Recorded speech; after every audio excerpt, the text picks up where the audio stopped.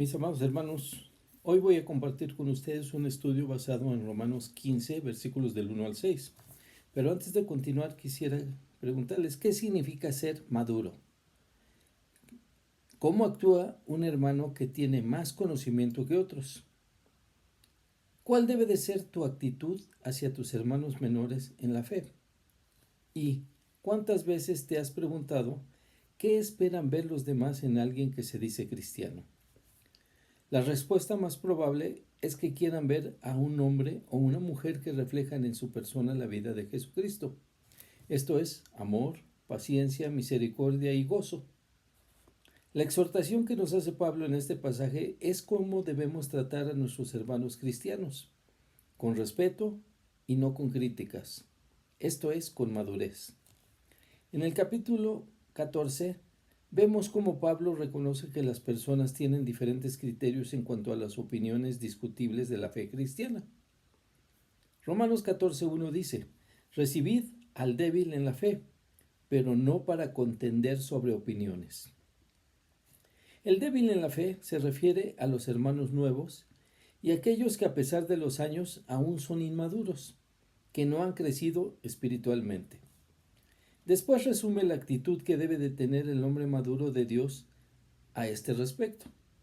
Lo podemos ver en Romanos 14:19, que dice así, así que sigamos lo que contribuye a la paz y a la mutua edificación.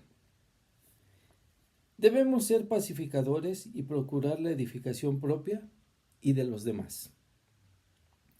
La libertad cristiana se nos permitió no por placer, sino para gloria de Dios. Inclina tu rostro, hermano, y oremos al Señor. Amoroso Padre, gracias te damos, Señor, por esta oportunidad que tenemos nuevamente, mis hermanos y yo, de escudriñar tu palabra y escuchar tu consejo. Te rogamos que nos guíes con tu Espíritu Santo y nos muestres que tienes preparado el día de hoy para nosotros. Te rogamos esto en el nombre de Cristo Jesús. Amén. El título de nuestra predicación de hoy es Los hermanos fuertes deben edificar a los hermanos más débiles. Los puntos de nuestra predicación serán los siguientes. 1. El cristiano no busca agradarse a sí mismo. 2. El cristiano fuerte debe de ser de edificación para sus hermanos más débiles. Y 3. El hermano fuerte debe acercar al débil a los pies de Cristo. Vayamos al punto número 1. El cristiano no debe buscar agradarse a sí mismo. Romanos 15:1 dice, así que los que somos fuertes debemos soportar las flaquezas de los débiles y no agradarnos a nosotros mismos. Así que estas dos palabras juntas nos hablan que lo que se escribe a continuación es una conclusión de lo que fue escrito inmediatamente antes, refiriéndonos al capítulo 14. Así que los que somos fuertes, Pablo nos habló en el capítulo 14 de los hermanos maduros, esto es los creyentes fuertes, tanto judíos como gentiles, y que entran en conflicto con los hermanos inmaduros, o sea, los creyentes débiles. Los creyentes fuertes, es decir, los creyentes más firmes en la palabra, los que fueron bautizados y han crecido en estatura, en sabiduría y en gracia, no solo en estatura, no solo son más viejos, también tienen más sabiduría y han crecido en gracia. Son los que entendieron su libertad en Cristo y se dieron cuenta de que los requisitos de la ley mosaica ya no eran obligatorios para ellos para salvación. Los gentiles maduros entendieron que los ídolos no eran dioses reales, esto refiriéndose a los hermanos romanos. Pero debemos entender que hay otro tipo de creyentes, que esto sí perturba las mentes de los hermanos inmaduros y aún los hacen flaquear en la fe, porque ellos no han logrado crecer en sabiduría de la palabra de Dios. En el versículo 15 nos vuelve a exhortar a que los hermanos que son fuertes deben soportar a los débiles. La palabra debemos es que estamos obligados. Soportar. La palabra significa levantar una carga y llevarla. También se refiere a sobrellevar una obligación. Los hermanos menores son una obligación para los hermanos mayores. Los fuertes no solo deben tolerar, esto es que debemos comprender las debilidades de los hermanos más débiles. También debemos prestar nuestro hombro para ayudarlos a llevar sus cargas y debemos sobrellevar las flaquezas de los débiles como demostración de amor de Cristo en nosotros. Tolerar no significa alimentar la ignorancia en la fe. Tolerar significa comprender y sobrellevar, pero también hacer lo necesario para enseñarles para que sus flaquezas se conviertan pronto en fortalezas. Desde la perspectiva del Señor, los hermanos no son rivales que necesitan competir entre sí, más bien son aliados en el servicio del reino, que necesitan ayudarse y servirse unos a otros para edificarse mutuamente.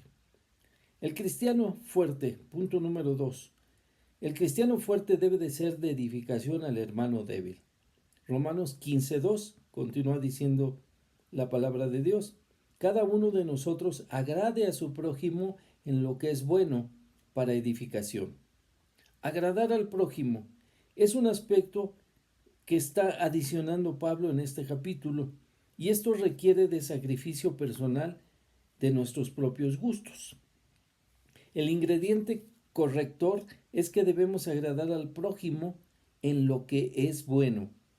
Y aquí cabe preguntarnos, ¿y qué es lo que es bueno? Lo bueno es lo que edifica, lo que construye para nuestro bien, lo que nos hace crecer. Para edificación, para edificar, para fortalecer, que es en esencia el mismo llamado que hizo Pablo en Romanos 14:19. Veamos qué dice. Así que sigamos lo que no contribuye a la paz. Más bien, sigamos lo que contribuye a la paz y a la mutua edificación. Y donde podemos notar que la edificación, sí, así lo hacemos, debe de ser para ambos. La versión de las Américas dice en Romanos 15:2, cada uno de nosotros agrade a su prójimo en lo que es bueno para su edificación. Y una traducción más exacta sería, agrade a su prójimo con el bien para su edificación. El agradar a otros requiere a veces sacrificar nuestros gustos, nuestro tiempo, nuestros recursos, invirtiéndolos en él o en ellos para construir y edificar su vida en Cristo. ¿Quién es tu prójimo, hermano? Y el prójimo es el que está junto a ti, el cercano, tu vecino, tu familiar, tus amigos, etc. Y Romanos 15:3 nos exhorta a esto, porque ni aun Cristo se agradó a sí mismo. Antes bien, como está escrito, los vituperios de los que te vituperaban cayeron sobre mí. ¿Qué significa? Dice, ¿por qué? ¿Por causa o razón? O sea, ¿por qué significa por causa o razón? ¿O es un efecto? Para esto fue dado el ejemplo en este caso de Jesucristo. Y el Señor nos dio este ejemplo de qué tipo de sacrificio, y Pablo nos lo está recalcando en este versículo. Ni aun Cristo se agradó a sí mismo. El propósito del Señor nunca fue el de agradarse a sí mismo. Su propósito siempre fue el de agradar a Dios y cumplir a perfección la voluntad del Padre. Revisemos dos ejemplos solamente de esto. En Juan 4:34 dice, Jesús les dijo, mi comida es que haga la voluntad del que me envió y que acabe su obra. O en Juan 5:30, no puedo yo hacer nada por mí mismo. Según oigo, así juzgo. Mi juicio es justo, porque no busco mi voluntad, sino la voluntad del que me envió, la del Padre. ¿Y a qué voluntad se refería el Señor? ¿Hasta dónde obedeció el Señor esta voluntad? Vayamos a Filipenses 2, versículos del 6 al 8, donde la palabra de Dios dice, el cual, siendo en forma de Dios, no estimó el ser igual a Dios como cosa a que aferrarse, sino que se despojó a sí mismo, tomando forma de siervo, hecho semejante a los hombres, y estando en la condición de hombre se humilló a sí mismo, haciéndose obediente hasta la muerte y la muerte de cruz. Sigue diciendo Pablo en Romanos 15, 3b, los vituperios de los que te vituperaban cayeron sobre mí. Otra traducción dice, los vituperios de los que te injuriaban cayeron sobre mí. Los vituperios se refiere a la calumnia, acusaciones falsas, reproches e insultos. El mundo caído aborrece a Dios y manifestaron su odio hacia aquel que fue enviado por él, vituperándole. Romanos 15:4. Porque las cosas que se escribieron antes para nuestra enseñanza se escribieron, a fin de que por la paciencia y la consolación de las Escrituras tengamos esperanza. Las cosas que se escribieron antes. Del griego prografo. Esto es, que fue escrito tiempo pasado. Para nosotros, esto es lo que está escrito en el Antiguo Testamento y que fue dado por revelación divina, igualmente que lo fue el Nuevo Testamento. Segunda Timoteo 3, 16 al 17 nos lo recuerda. Toda la Escritura es inspirada por Dios y útil para enseñar, para redarguir, para corregir, para instruir en justicia, a fin de que el hombre de Dios sea perfecto, enteramente preparado para toda buena obra. Para nuestra enseñanza se escribieron. Aunque los cristianos vivimos bajo el nuevo pacto y no bajo la autoridad del antiguo pacto, esto es la ley moral de Dios, no ha cambiado. Y toda la escritura es de beneficio espiritual para nosotros. Tres palabras que hay en Romanos 15:4 dice la paciencia. Y la paciencia es tolerancia, término que se refiere a la resistencia y la capacidad de mantenerse firmes bajo el peso y presiones sin rendirse. Consolación. ¿Qué es la consolación? Consolación es dar ánimo, dar estímulo. La palabra de Dios no solo nos exhorta a soportar, sino también nos alienta en el proceso de trabajar en el ministerio, dándonos consolación. Y la tercera palabra es esperanza. La palabra esperanza también se traduce como fe. Si no fuera por las promesas claras y ciertas de la palabra de Dios, el creyente no tendría la base para tener esperanza alguna. El hermano fuerte así acerca más a los hermanos débiles. ¿Hacia dónde los acerca? Punto número 3. El cristiano fuerte debe de acercar al débil a los pies de Cristo. Romanos 15:5. Pero el Dios de la paciencia y de la consolación os dé entre vosotros un mismo sentir según Cristo Jesús.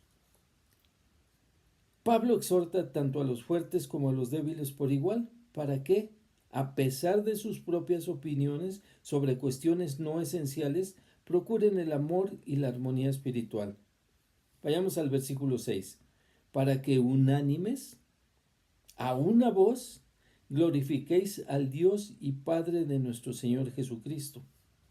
Unánimes a una voz. Nuestra unidad debe de ser tal que seamos de un mismo pensar, de un mismo sentir. Y esto es que nos lleve a ser unánimes, a concordar en opinión, a tener en común una sola voz, como la de un solo cuerpo. Primera a los Corintios 12:13 dice Pablo a los Corintios, porque por un solo espíritu fuimos todos bautizados en un cuerpo. Dicha unidad solo es posible si ya hemos sido bautizados todos en el Espíritu Santo. Dios y Padre de nuestro Señor Jesucristo. Esta expresión que coloca ambas palabras para referirse al Dios verdadero. Y esto recalca la deidad de Cristo. Romanos 15:6 nuevamente, para que unánimes a una voz glorifiquéis al Dios y Padre de nuestro Señor Jesucristo. Para que unánimes a una voz glorifiquéis al Dios. El propósito de la unidad no es la de agradar a otros creyentes, sino el de ser unánimes en glorificar a Dios. Glorificar significa reconocer y ensalzar a quien merece tributo y alabanza. Glorificar es alabar, exaltar, enaltecer, gloriar, encumbrar, honrar, loar, pero todo esto no solo con nuestra voz, sino también con nuestro testimonio, esto es, con nuestras vidas. Jesús no es un hijo recibido por adopción, sino que posee la misma existencia y naturaleza esencial de Dios. Jesús es el Hijo de Dios. El Señor, por ser Dios mismo, debe ser glorificado, ya que Él, siendo Dios, se humilló para salvar a los que se habían perdido. ¿Y qué hizo para que los pecadores puedan ser salvados? Filipenses 2 del 6 al 8 también nos dice, el cual, siendo en forma de Dios, no estimó el ser igual a Dios como cosa a que aferrarse, sino que se despojó a sí mismo, tomando la forma de siervo, hecho semejante a los hombres, y estando en la condición de hombre, escucha hermano, se humilló a sí mismo, haciéndose obediente hasta la muerte, y muerte de cruz. Él sufrió la humillación para que nosotros pudiéramos gozar de la vida eterna, ya que la paga del pecado es muerte, y Él se ofreció en forma sacrificial, dando su vida por nosotros, para que todo aquel que en Él crea no se pierda, sino que pueda gozar de la vida eterna. Pero todo aquel que no cree en el sacrificio del Señor será condenado a la muerte eterna, que significa estar lejos de Dios. Por eso, es mejor que nos acerquemos rendidos al señorío de Cristo. Y tu amigo, si aún no te rindes al Señor, reconoce que eres pecador y que por ello estás alejado de Dios. Necesitas arrepentirte y pedirle perdón a Dios por haberle ofendido con tus pecados.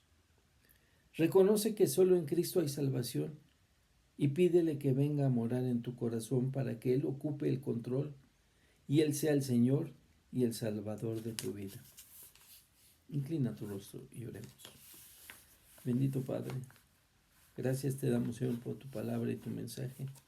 Y te rogamos, Señor, que nos guíes a través de tu Espíritu Santo para comprender cuán glorioso eres, Señor, y que solo a ti debemos alabar y honrar, Señor.